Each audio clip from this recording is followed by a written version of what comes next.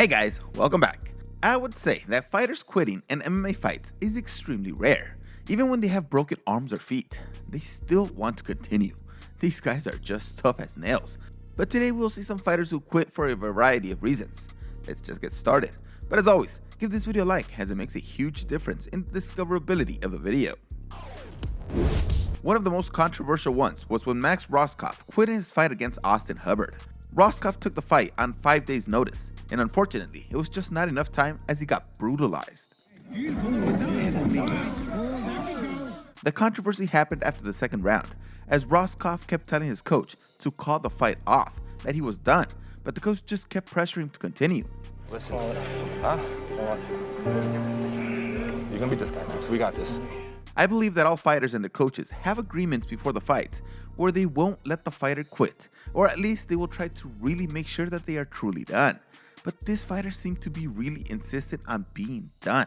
With all that motivation that the coach was trying on him, telling him all these different things to try to get him back in there, nothing worked, so it was time to call it.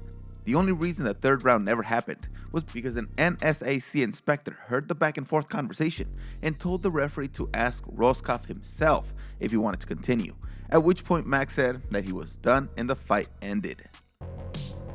Amanda Nunes is a freaking beast, and most times other fighters are extremely scared of her, and basically they quit before the fight even starts, as they fail to really risk anything during the fight, but they still get clobbered, as did Raquel Pennington. He's first. So far, she's not doing it. This one is a little different than the others on this list, as Pennington actually quit after the fourth round, telling her corner that she was done, but the corner did not allow her to end the fight sitting on her stool, and they sent her out there to get demolished. Nunes, her finishing, great stoppage. It was a very questionable decision, as the fight was already decided, and there was really no need for what happened in the fifth round. Cynthia Calvillo's toughness was seriously questioned after her bout against Andrea Lee. Over the first two rounds, Lee was all over Calvillo, delivering some really tough punishment, and it all started going downhill for Calvillo after getting her orbital bone broken in the first round. It all reached a breaking point after the second round, when she never came out of her corner. On the stool. She received a ton of criticism, but damn, a broken orbital bone is no joke, and she could have seriously risked her career if she would have continued. She stated that she has lost worse fights than this one, and that she would come back stronger than ever. Unfortunately, she lost her next fight, but only by a split decision. Kelvin Gastelum had his comeback fight after losing for the first time in his career, and it was against a once great fighter in Nate Marquardt. Faked it there through the uppercut. Gastelum basically dominated the entire fight, and Marquardt looked to not even want to be anywhere near the octagon. Everything ended after the second round. It's over. It's over. Stop it. What? This was one of the worst performances by Marquardt, and many believed that this would be his last fight, but he kept on fighting and had another 8 fights, but lost 5 of them. Josh Bryant and Jimmy Yeager made up for the semi-quarterfinals of the Ultimate Fighter Season 11. The fighters seemingly split the first 2 rounds, with each winning 1 apiece. Then when Dana White made the announcement to start the third round, Yeager failed to answer the bell and just simply refused to continue the fight. Yeager was actually placed in a neck brace and taken to the hospital while his coach Tito Ortiz and rival coach Chuck Liddell called him a coward for not fighting through the pain. I failed to find the reason why he quit or the injury, but before he got taken away, Yeager just said, "Sorry guys, he's just really tough."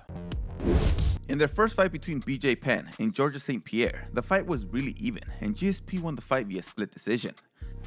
St. Pierre's a lot of jump right here, though, Joe. He wants to bring them. They met up again 3 years later, and this time it was for GSP's welterweight championship.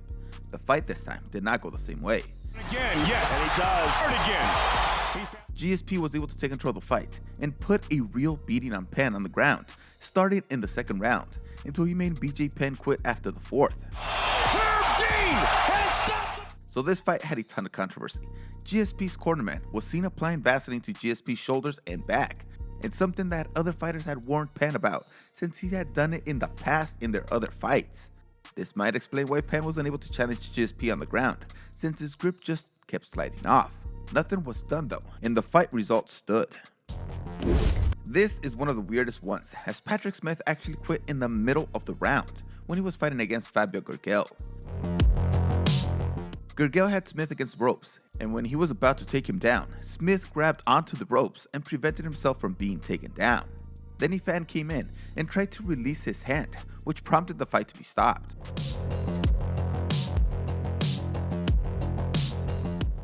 There was a discussion between the referee and the promoter, but it looked like Smith just tapped out on Gergel's back after this, and I think he just wanted them to stop the fight and award him the win, since Fan interfered on Gergel's behalf. Or possibly he just wanted to fight and be allowed to hold onto the ropes. I couldn't find the answer, but he quit, and Gergel won in the weirdest 50-second fight ever. Leben was known as one of the toughest fighters in the UFC, but that quickly changed when he came up against Uriah Hall at UFC 168. He's still incredibly talented. As the first round was closing, Leben got dropped and received some ground and pound, and as he was walking to his corner, he asked if he had been knocked out, and saying that he was done. Not only did Leben quit in this fight as he was getting destroyed, this ended up being his last fight in MMA. It knows Leben was clearly outmatched, and this was the breaking point where he knew that he was too old for the sport.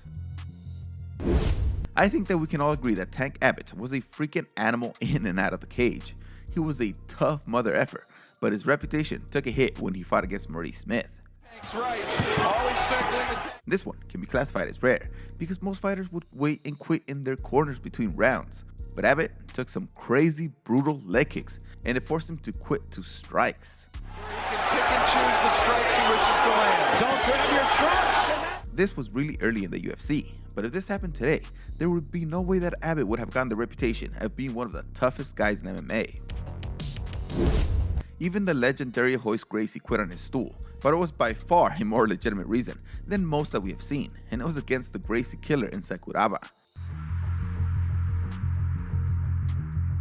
This was early in MMA, when the fights were extremely long, and they had fought for 90 minutes before Gracie quit on his stool, telling his corner that he couldn't walk, and it was actually found later that he had a broken shin.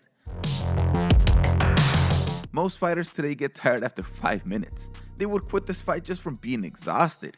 These two guys fought for almost 4 full-length UFC championship fights, and only a serious injury prevented them from continuing their back-and-forth masterpiece.